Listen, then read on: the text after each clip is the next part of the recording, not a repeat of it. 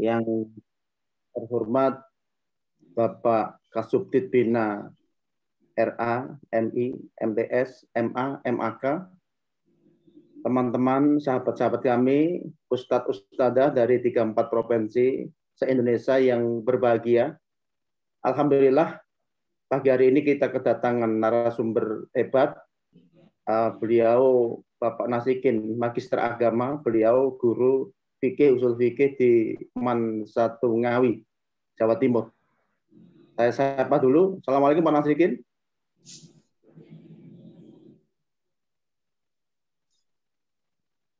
Mic-nya Pak Nasikin.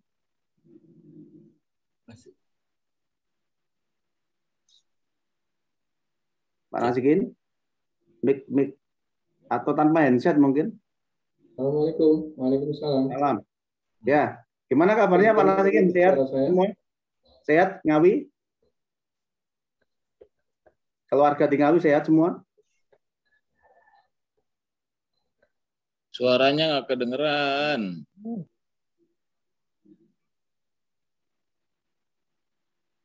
Nggak usah handset mungkin Pak Nasikin. Tanpa handset. Assalamualaikum. Salam. Gimana kabar keluarga Pak Nasikin di Ngawi?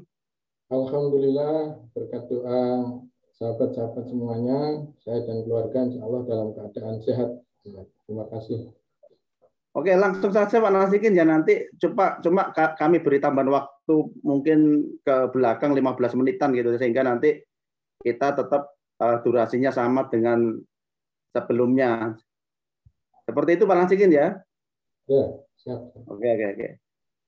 Baik Bapak Ibu sekalian, Ustadz Ustadzah dari 34 provinsi, marilah kita dengarkan sama-sama kajian pagi hari ini bersama Bapak Nasikin MAG dari MAN 1 Ngawi, Jawa Timur. Beliau adalah Ketua MGMP Fikih Usul Fikih Jawa Timur. Kepada yang terhormat Bapak Nasikin, kami berikan waktu secukupnya, nanti ada waktu 10 menit untuk sharing atau tanya jawab. Monggo Pak Nasikin. Terima kasih. Afinalutullah MAG. Assalamualaikum warahmatullahi wabarakatuh. Waalaikumsalam warahmatullahi wabarakatuh. A'udzu billahi minasyaitonir rajim. Bismillahirrahmanirrahim. Alhamdulillahilladzi arsala rasulahu bil huda wa dinil haqq liyudhhirahu 'alad dini kulli wa kafa billahi syahida.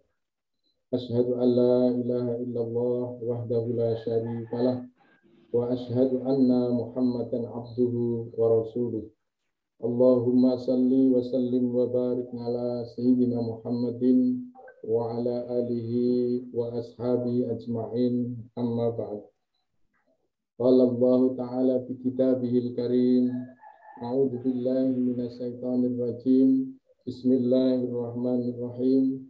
Subhanalladzi asra bi 'abdihi lailan minal masjidil haram ilal masjidil aqsa alladzi barakna haulahu linuriyahu min ayatina innahu huwas samiul basir.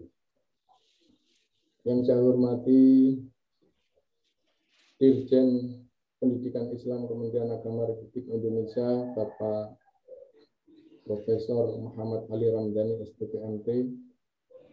Yang kami hormati Direktur PTK Madrasah, Bapak Dr. Muhammad Zain MAG. Yang saya hormati Koordinator Komponen 3 PTK Madrasah Berbagi, Bapak Ainur Rafiq MAG. Yang saya hormati penanggung jawab kajian keuangan PTK Madrasah Berbagi, Bapak Muhammad Lutfullah MAG. Yang saya hormati seluruh panitia yang hadir pada kajian pagi hari ini, serta sahabat-sahabatku semuanya, jamaah kajian keislaman PTK Madrasah seluruh Indonesia yang senantiasa dimuliakan Allah Subhanahu wa Ta'ala.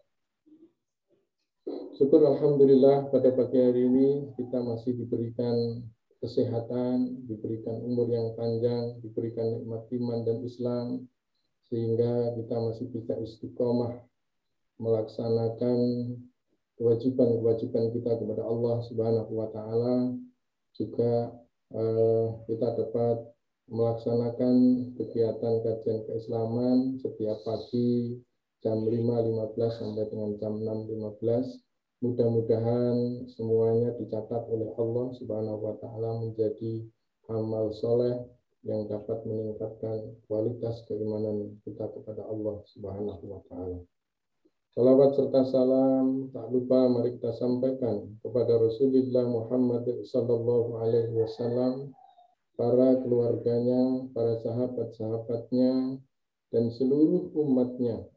Mudah-mudahan kita semua beserta keluarga kita nanti di yaumul qiyamah mendapatkan syafaat pertolongan.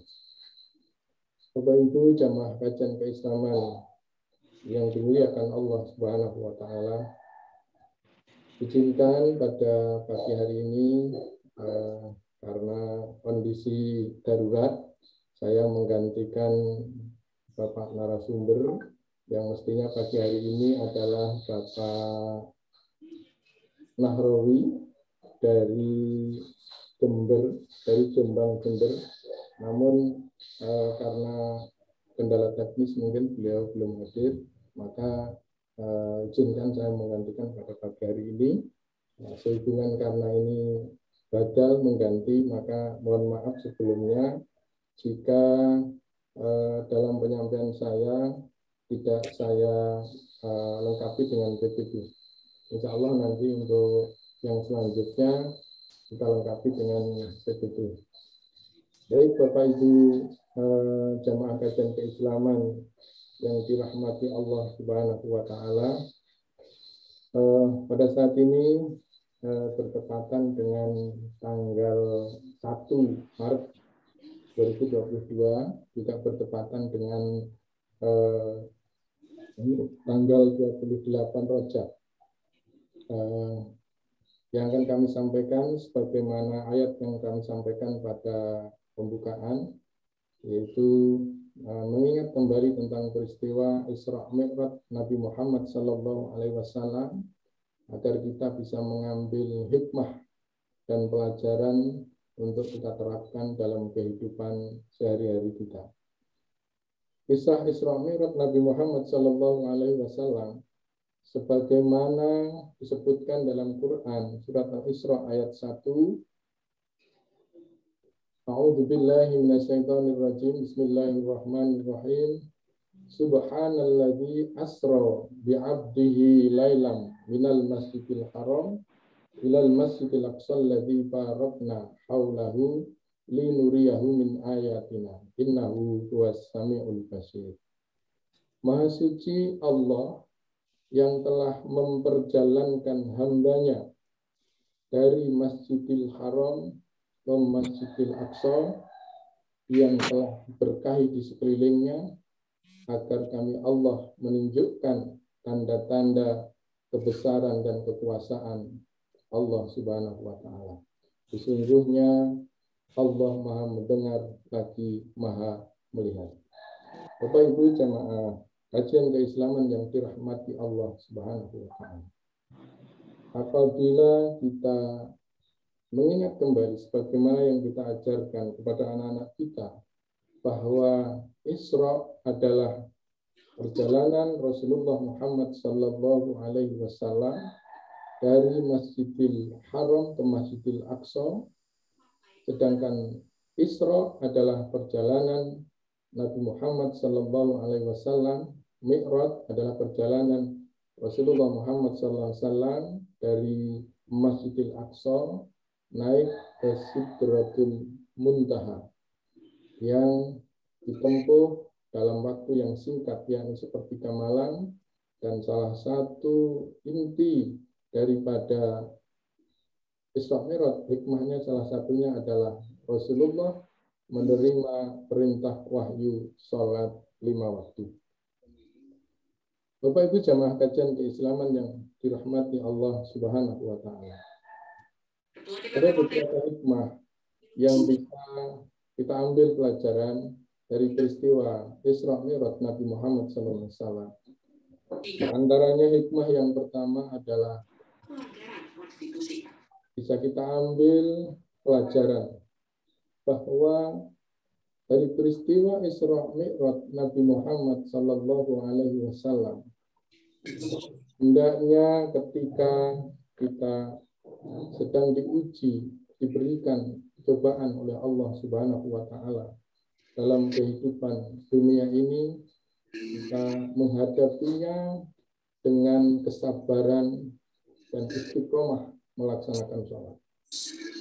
Hal ini sebagaimana yang dialami oleh Rasulullah Muhammad Sallallahu Alaihi Wasallam ketika di awal-awal dakwah Islam di kota Mekah. Rasulullah Muhammad Sallallahu Alaihi Wasallam mengalami banyak kesulitan, banyak ujian yang diberikan Allah kepada Rasulullah. Maka kalau kita lihat latar belakang dari peristiwa Isra Mi'raj Nabi Muhammad Sallallahu Alaihi Wasallam adalah terjadi pada tahun 621 Masehi, di mana Rasulullah Muhammad Sallallahu Alaihi Wasallam ditinggalkan oleh orang-orang yang dekat dengan beliau, yang selalu gigih mendampingi, melindungi beliau. Yakni yang pertama adalah wafatnya paman beliau Abu Thalib, yang beliau mendidik dari kecil, dari usia 8 tahun sampai Rasulullah diangkat menjadi Rasul, dan Abu Thalib adalah orang yang selalu melindungi Nabi dari gangguan orang-orang kafir Quraisy. Kemudian selang tidak lama setelah meninggalnya paman beliau, Rasulullah juga ditinggalkan oleh istri tercinta, Sayyidatul Khadijah, istri yang selalu mendampingi beliau ketika berdakwah, selalu mendampingi beliau di kala duka, di kala suka, belahan jiwa, meninggalkan Rasulullah Muhammad Sallallahu Alaihi Wasallam untuk selama-lamanya. Maka oleh karena itu dalam tarikh Islam pada tahun itu disebut dengan Amul Husni. Amul Husni, yaitu tahun duka cita, tahun kesedihan. Karena Rasulullah mengalami ujian dalam berdakwah, ujian dalam hidup, ujian yang sangat berat. Sehingga dengan ditinggalkannya oleh orang yang dekat dengan beliau, yaitu Abu Thalib dan Siti Khadijah, justru orang-orang kafir Quraisy semakin meningkatkan gangguan terornya kepada Rasulullah Muhammad Sallallahu Alaihi Wasallam. Hingga satu saat sebelum terjadi peristiwa Isra Mi'raj, Rasulullah Muhammad Sallallahu Alaihi Wasallam pergi ke Taif, yaitu hijrah ke Taif, untuk mendapatkan suaka, untuk mendapatkan perlindungan dengan harapan nanti di Taif mungkin dakwah Islam bisa diterima di sana.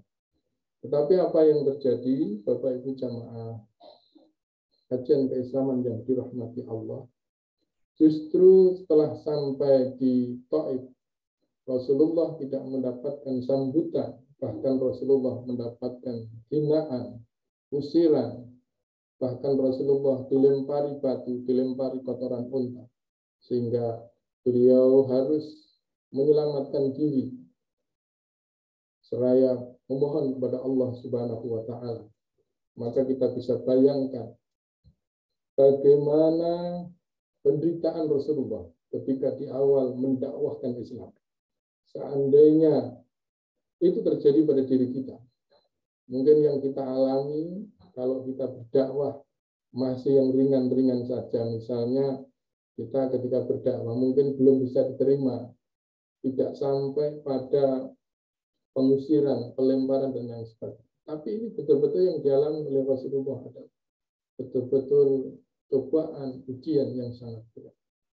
Sehingga kemudian beliau kembali ke kota Mekah, dan pada saat itu pada tanggal 27 Rajab, malam 27 Rajab, beliau bertafakur, bermunajat pada Allah Subhanahu wa taala, mengadukan segala kesedihan, segala ujian dan cobaan, maka terjadilah peristiwa Isra Mi'raj Nabi Muhammad sallallahu alaihi wasallam, di mana beliau diperjalankan oleh Allah Subhanahu wa taala dari Masjidil Haram ke Masjidil Aqsa, dan dari Masjidil Aqsa naik ke Sidratul Muntaha untuk menerima perintah wahyu salat 5 waktu.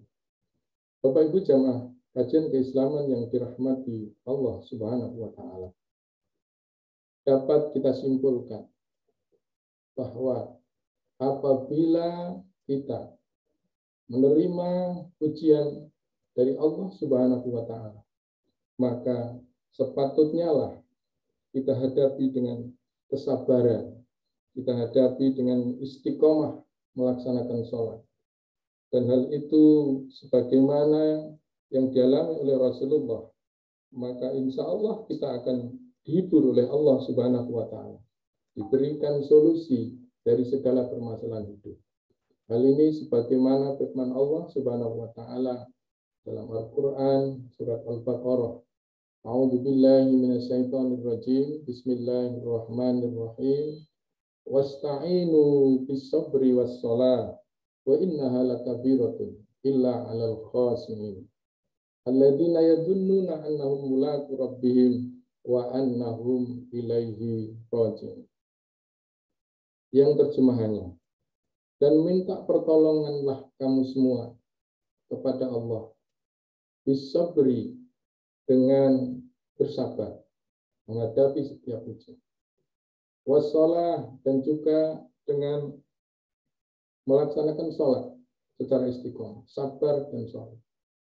Wa innaha lakabiratun, dan sesungguhnya sholat itu amat berat dilaksanakan, illa 'alal khashi'in, kecuali bagi orang-orang yang melaksanakan sholatnya dengan khusyuk.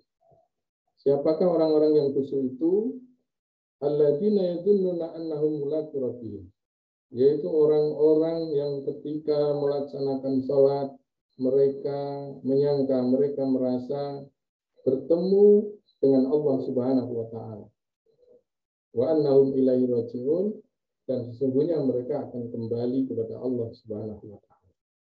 Bapak Ibu jamaah kajian keislaman, dari ayat tadi dapat kita pahami bahwa sholat itu teramat berat dilaksanakan, kecuali bagi orang yang khusyuk.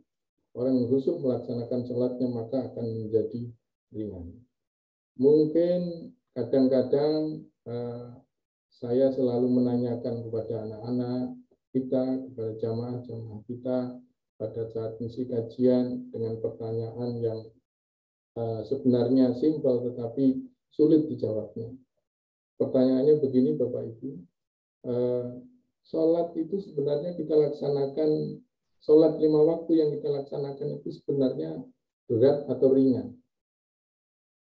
Saya ulangi, berat atau ringan? Nah, biasanya itu ada yang jawab ringan, ada yang jawab berat. Kalau mendasar dari ayat tadi, itu adalah berat dilaksanakan. Wa innaha lakabiratun illa 'alal khashi'in, kecuali ringan bagi mereka yang melaksanakan sholat dengan khusyuk. Adapun bagaimana cara kita melaksanakan sholat dengan khusyuk, sudah sering kali disampaikan oleh para narasumber pendahulu kita. Salah satunya adalah menurut Al-Ghazali.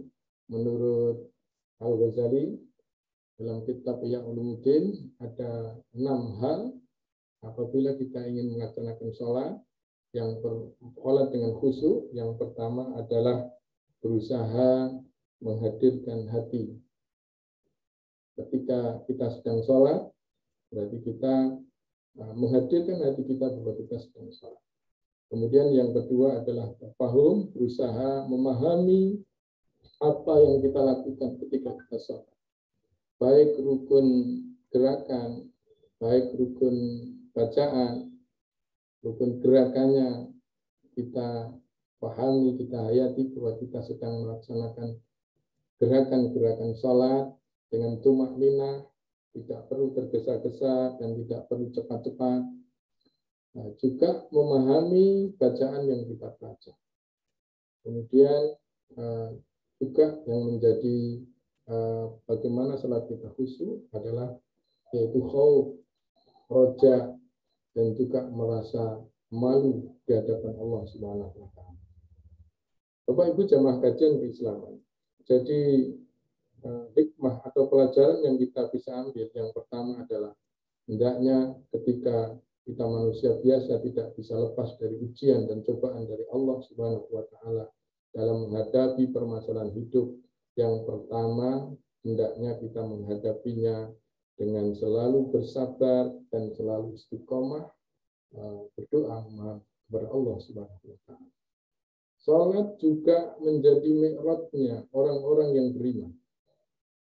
Apabila Rasulullah Muhammad sallallahu alaihi wasallam ketika diberikan ujian dan cobaan oleh Allah Subhanahu wa taala yang demikian berat, beliau tetap bersabar dan bermunajat kepada Allah Subhanahu wa taala. Maka Rasulullah diberikan hadiah yaitu berupa Isra dan Mi'raj, hiburan, rihlah, perjalanan yang berupa Isra dan Mi'raj, yaitu perjalanan dari Masjidil Haram ke Masjidil Aqsa dan dilanjutkan ke Sidratul Muntaha. Maka juga demikian, apabila kita dalam menghadapi kehidupan di dunia ini, kadang-kadang cobaan yang begitu banyak, terasa berat, maka sebagaimana yang dicontohkan oleh Rasulullah, maka hendaknya kita bermi'raj melalui melaksanakan sholat. Karena sholat adalah mi'rajnya orang-orang yang beriman. Jadi ketika kita sedang sholat, sebenarnya kita langsung menghadap, berkomunikasi, bermunajat dengan Allah Subhanahu wa taala. Maka dengan demikian, ketika kita diuji oleh Allah, maka kita akan mendapatkan sandaran hidup. Biasanya orang-orang yang tidak mempunyai sandaran hidup, Allah berfirman di dalam Al-Quran, Innal insana khuliqa haluna, idza massahu syarru jazua, wa idza massahu khairu manua, illal musallin alladzina fi salatihim da'imun. Sesungguhnya manusia itu diciptakan oleh Allah dalam keadaan berkeluh kesah lagi gigit. Apabila diberikan ujian yang berupa keburukan, manusia itu berkeluh kesah, mengeluh, ngersuloh, diberikan hujan, ngersuloh, hujan terus, diberikan panas, hujan terus, panas, merasa ngersuloh, diberikan rezeki yang banyak, wa idza massahul khairu manu, wa idza massahul khairu manu. Dan apabila diberikan ujian, diberikan kenikmatan, diberikan ujian yang berupa kebaikan, manu'a, mereka menjadi kikir. Siapakah yang tidak berkeluh kesah dan tidak kikir? Illal musallin, kecuali orang-orang yang melaksanakan sholat. Alladzina hum fi sholatihim, yaitu orang-orang yang melaksanakan sholatnya secara istiqomah, secara terus-menerus, secara khusyuk. Kemudian yang kedua, Bapak Ibu jamaah kajian keislaman yang dimuliakan Allah Subhanahu wa taala, bahwa hikmah dari Isra Mi'raj Nabi Muhammad sallallahu alaihi wasallam, hendaknya kita bisa mengambil pelajaran untuk meningkatkan kualitas diri kita, kualitas keimanan dan ketakwaan kita kepada Allah Subhanahu wa taala. Kalau Rasulullah perjalanan Isra-nya yaitu dari Masjidil Haram ke Masjidil Aqsa, maka bisa kita ambil pelajaran, hendaknya kita juga berisra-iyah, yaitu meningkatkan kualitas diri dengan mengadakan isra-iyah. Apa itu isra-iyah? Yaitu dengan menggunakan media masjid dan malam. Hendaknya apabila kita ingin meningkatkan kualitas diri kita, meningkatkan kualitas keimanan dan ketakwaan kita kepada Allah Subhanahu wa taala, maka hendaknya tempatnya, majelisnya adalah di masjid dan dilaksanakan pada waktu malam. Maka oleh karena itu, marilah kita evaluasi ibadah sholat kita, apakah sudah kita laksanakan dengan tertib sholat 5 waktunya, dan juga apabila kita berada di lingkungan masjid, sudahkah istiqomah jamaah kita di masjid. Kemudian juga apakah sudah kita lakukan dengan khusyuk, apakah juga sudah kita tambah dengan sholat-sholat sunnah, mulai sholat tahajud, sholat duha, sholat qobliyah, ba'diyah, kemudian juga sholat-sholat sunnah yang lain. Maka insya Allah melalui media masjid dan juga malam, masjid artinya kita bisa meningkatkan kualitas keimanan kita.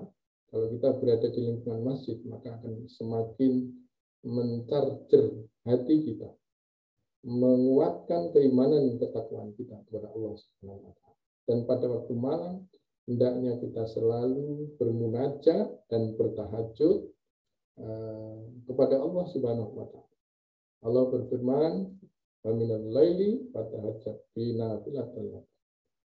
Ayakuna ayatu'asaka rabbuka maqam.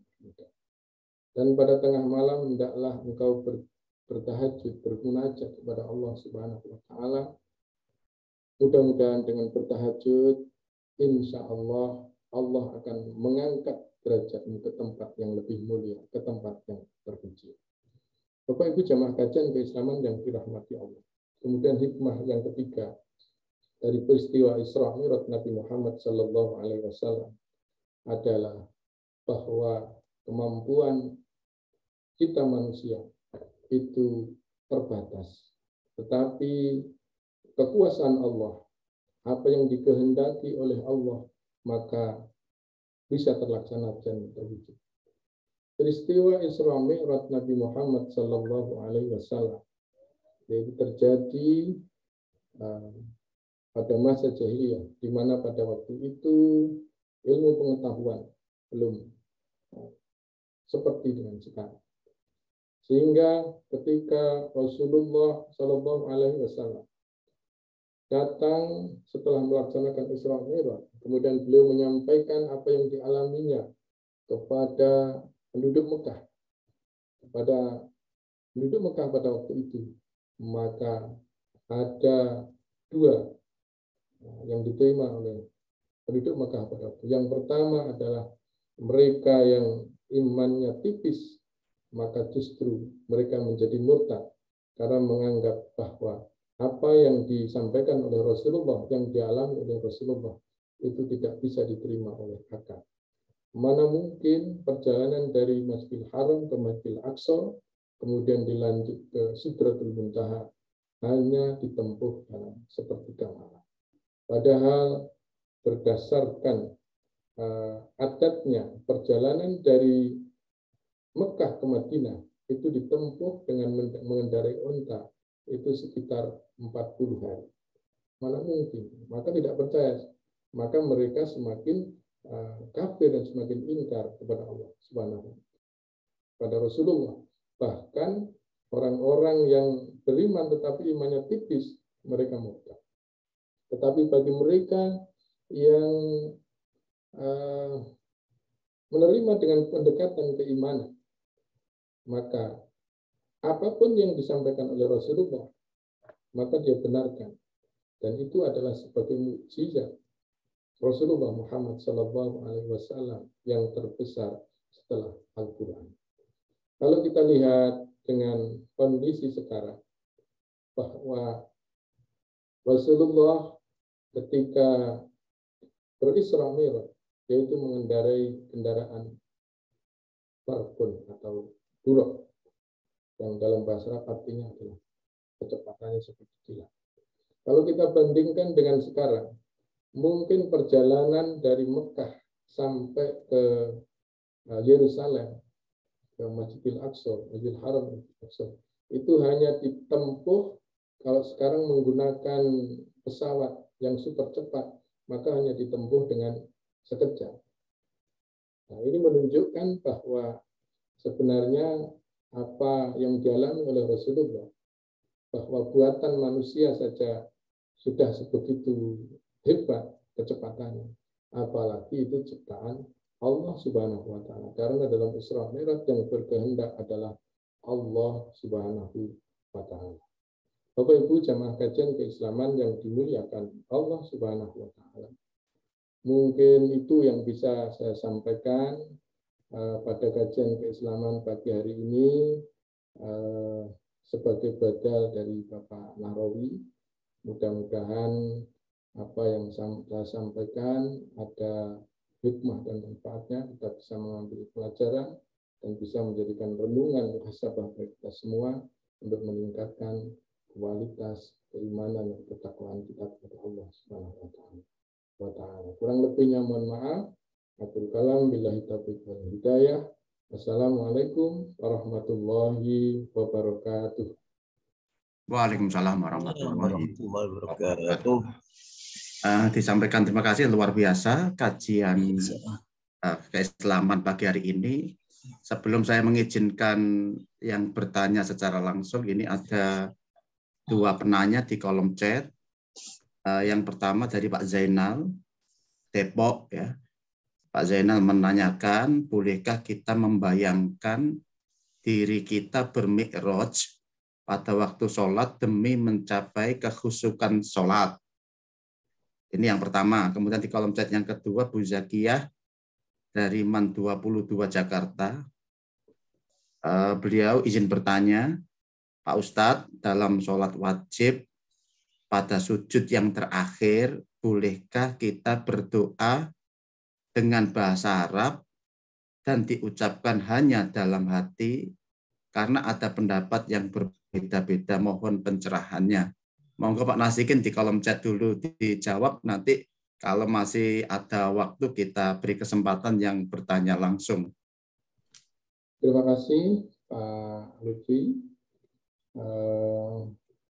Mohon maaf sebelumnya apabila nanti mungkin jawaban saya kurang berkenan, karena ini sifatnya sharing, dan mohon juga masukan dari para ustadzah yang mungkin lebih senior, nanti bisa menambahkan mungkin Ustadz Ilyas, Ustadz Juliaris, dan Pak Lutfi sendiri, mungkin juga Ustadz yang lain. Adapun pertanyaan yang pertama tadi adalah, bolehkah ketika kita melaksanakan sholat, itu kita membayangkan bermi'raj. Kalau menurut saya, sebagaimana beberapa pendapat bahwa sholat itu adalah as-sholatu mi'rajul mu'min. Sholat itu adalah mi'rajnya orang-orang yang beriman. Jadi ketika Rasulullah Muhammad SAW berisra mi'raj, itu langsung dipanggil menghadap Allah Subhanahu wa Ta'ala.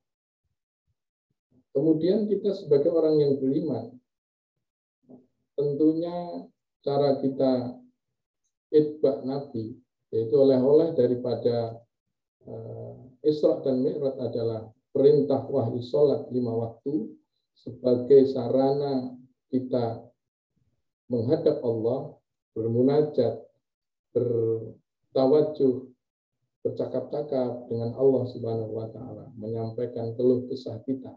Kalau Rasulullah langsung dipanggil melalui peristiwa Isra Mi'raj, maka kita sebagai umatnya salah satunya adalah mi'raj kita adalah dengan melaksanakan sholat. Jadi menurut saya boleh Ustaz, asal tidak menambah dan mengurangi ibadah sholat kita.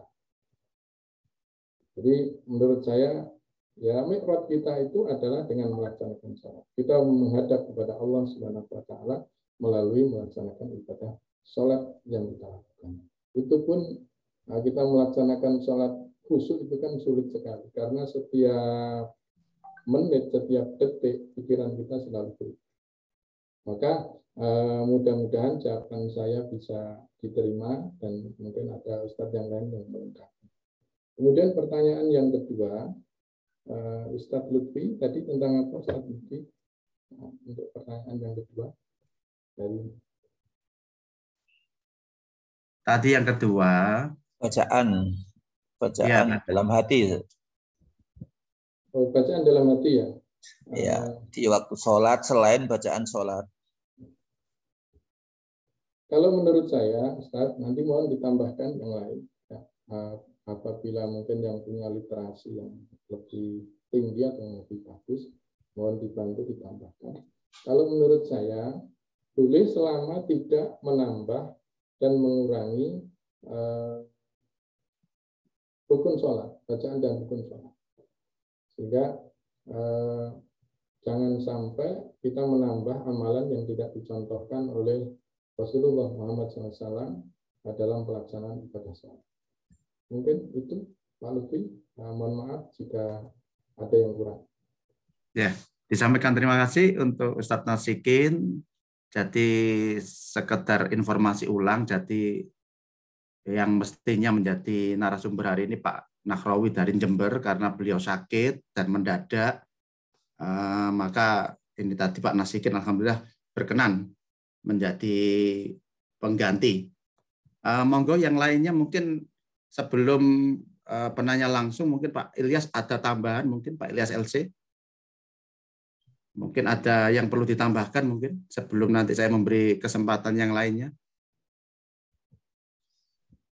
Sudah Ustadz, sudah cukup insya Allah. Yang gini, yang jelas itu gini Ustadz, yang tadi itu yang pertanyaan terakhir itu, ketika orang sholat itu yang dibolehkan bacaannya ya pada waktu bacaan yang warid dari Rasulullah untuk bacaan sholat itu.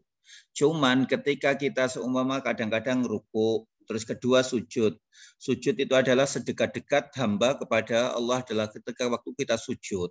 Nah, apakah boleh kita nambahi doa berbahasa Arab di dalam sujud itu? Itu tadi pertanyaannya, insya Allah seperti itu. Nah, kalau kita katakan, kalau tidak diucapkan,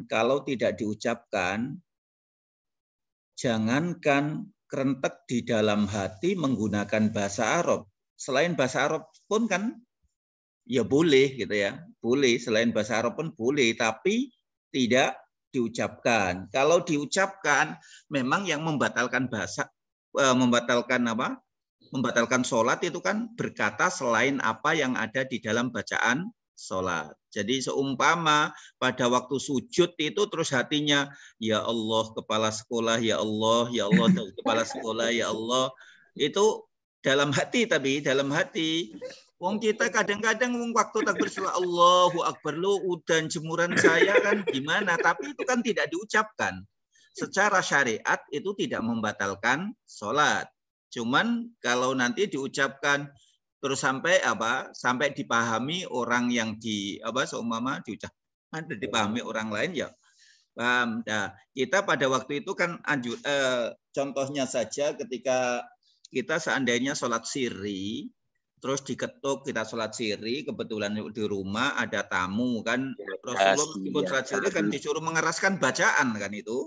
Nah, itu tapi di dalam bacaan sholat, maka nggak jadi masalah. Lah ini di luar bacaan sholat, ya kita boleh di dalam hati tapi diucapkan nggak boleh. Nambah itu sedikit itu aja Ustadz. Terima kasih. Assalamualaikum.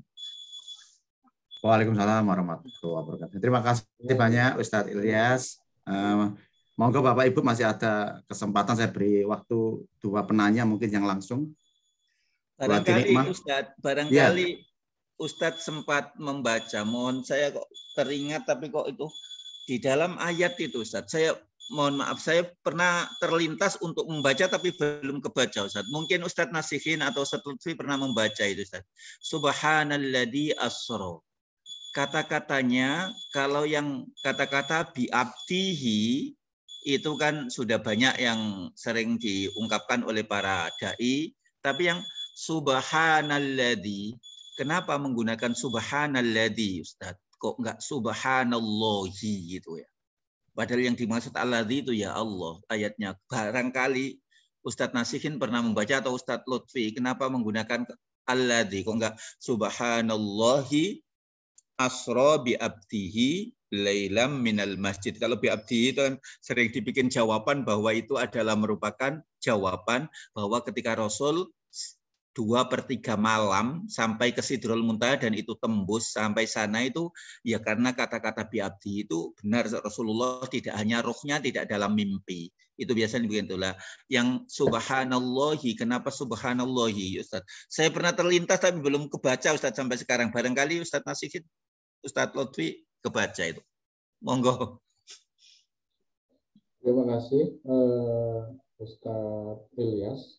Ya, mungkin tanggapan saya kalau mungkin salah mungkin nanti karena sifatnya sharing mungkin dilengkapi ya Pak Lutfi, Pak Budi Haris dan Pak Kosmara mungkin yang lain. Mungkin secara literasi persis saya mungkin juga belum Ustaz Ilyas, cuma pernah mendengar penjelasan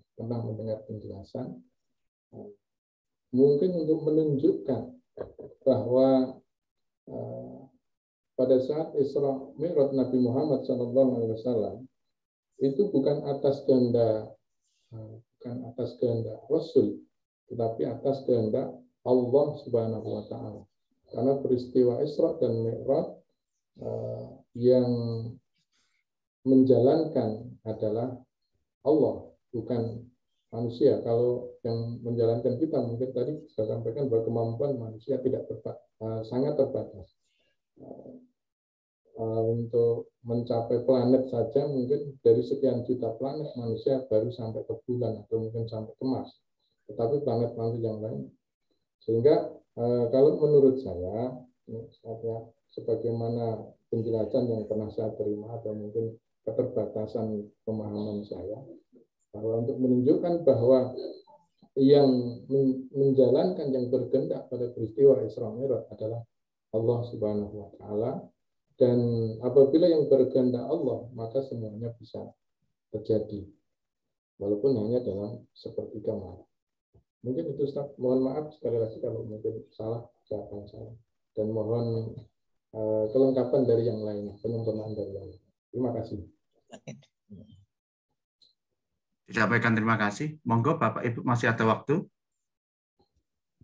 Atau mungkin dirasa cukup?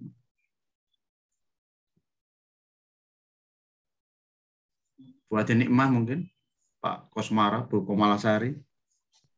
Nah, apa itu Pak Kosmara? Monggo Pak Kosmara Ciamis. Bismillahirrahmanirrahim. Assalamualaikum warahmatullahi wabarakatuh. Waalaikumsalam. Untuk menggenapkan 6.15. Pertama, Isra Mi'raj itu digambarkan oleh Kiai Haji Mustofa Bisri perjalanan dari sujud ke sujud. Masjidil Haram, minal Masjidil Haram ilal Masjidil Aqsa. Berarti itu memberikan gambaran filosofi sujud itu kan kepala yang biasa dihormat-hormat di bawah, pantat yang hina itu di atas begitu. Nah, berarti kita harus menghilangkan sifat-sifat takabur. Nah, tapi dalam kenyataannya Pak Ustadz, untuk menghilangkan sifat takabur itu di dalam kehidupan sehari-hari sulit begitu ya. Nah, saya mohon bagaimana cara untuk meminimalisir itu supaya tidak takabur. Terima kasih Gus dan Pak Kiai. Assalamualaikum warahmatullahi wabarakatuh. Waalaikumsalam warahmatullahi wabarakatuh. Monggo Pak Nasikin untuk menghilangi sifat takabur, sombong, congkak dan lain sebagainya gimana? Terima kasih Ustaz Kosmara Toha. Pertanyaannya sangat bagus sekali ya. Mohon maaf nanti kalau kurang berkenan jawaban saya. Ya. Yang pertama, bagaimana cara kita menghilangkan sifat takabur pada diri kita. Sebagaimana tadi sudah saya sampaikan bahwa salah satu di antara hikmah sholat adalah yang ketiga, bahwa kemampuan manusia itu adalah terbatas. Dan apabila kita melaksanakan sholat 5 waktu dengan tertib, salah satunya hikmah sholat itu adalah sebagaimana disebutkan dalam Quran surat Al-Ankabut ayat 45, wa aqimis shalah inna sholata tanha 'anil fahsya'i wal munkar. Dan dirikanlah sholat karena sesungguhnya sholat itu dapat mencegah dari perbuatan keji dan perbuatan munkar.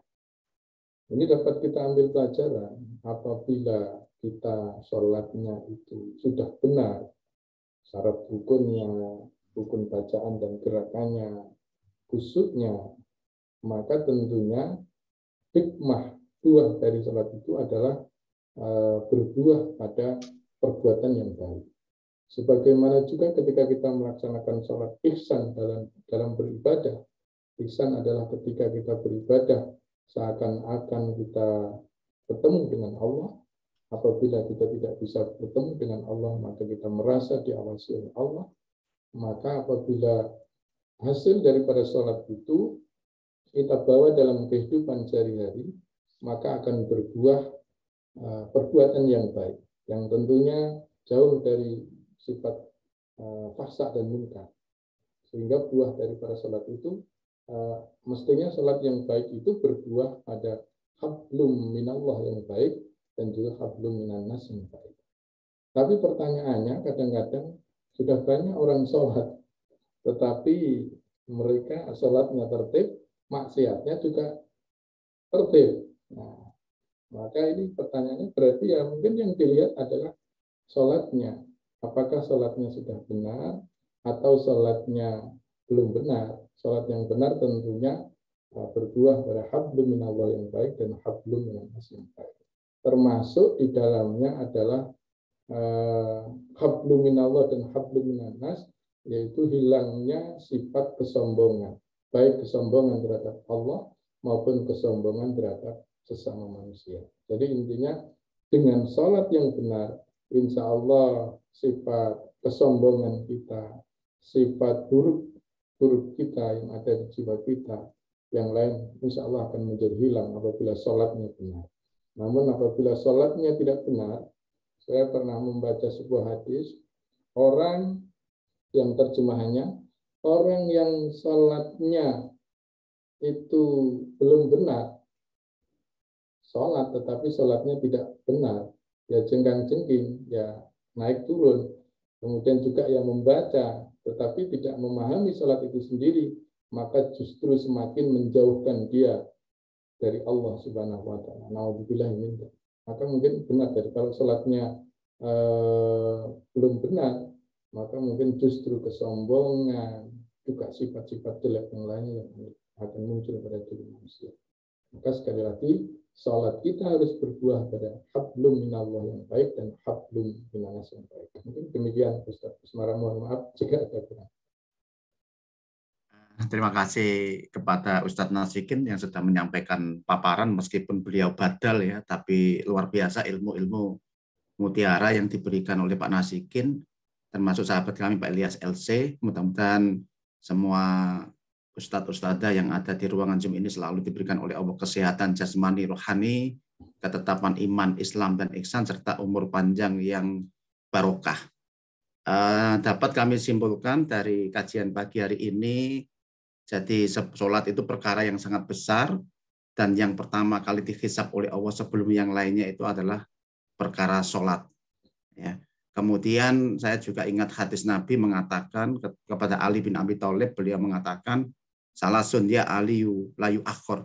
Ada 3 perkara, wahai Ali bin Abi Thalib, yang harus disegerakan. Yang pertama adalah as-sholatu idza atat, sholatlah jika telah masuk waktu sholat. Yang kedua, ya, salasun ya Ali layu akhor, as-sholatu idza atat, wal janazatu idza hadarat, jenazah yang sudah jelas meninggal segera kuburkan, jangan diinapkan di rumah kan gitu. Lama-lama karena itu miliknya Allah dan harus kembali kepada Allah.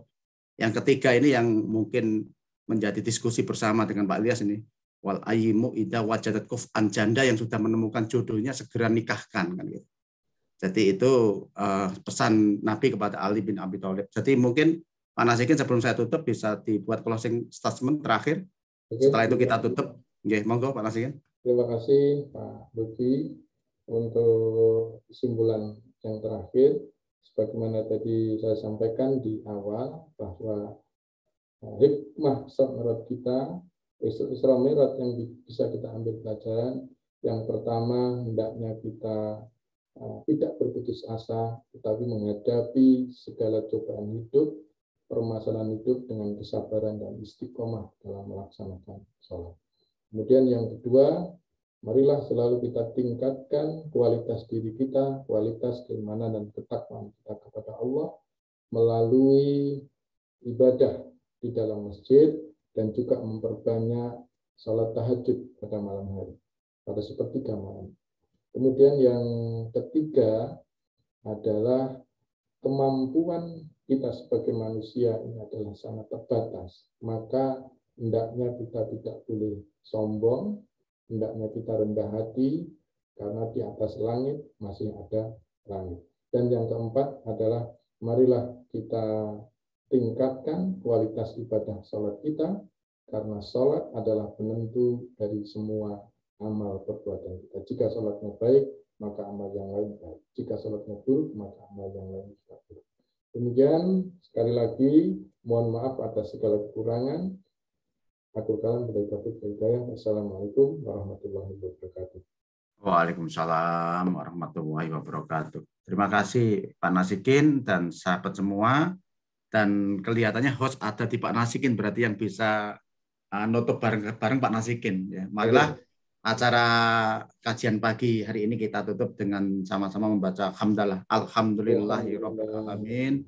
Dan kami selaku moderator dengan semua tim PJ kajian pagi keislaman, kalau ada kesalahan kekhilafan, kami mohon maaf yang sebesar-besarnya. Billahi taufiq wal hidayah, warridho wal inayah. Assalamualaikum warahmatullahi wabarakatuh.